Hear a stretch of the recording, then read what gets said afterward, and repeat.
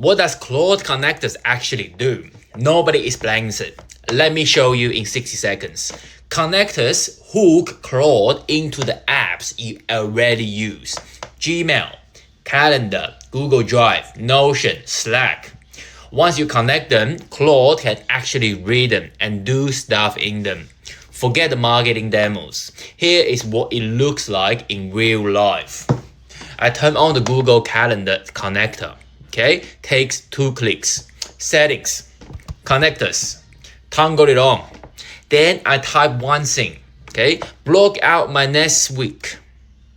Training Monday, Wednesday, Friday, 6 a.m. Python study Tuesday, Thursday, 7 a.m. Hit enter. Claude opens my calendar.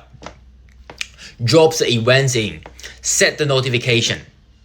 I never touch the calendar app. Alright, let's open my Google Calendar on my phone to see if Claude did the work.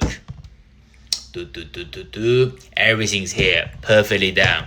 That's what connectors actually do.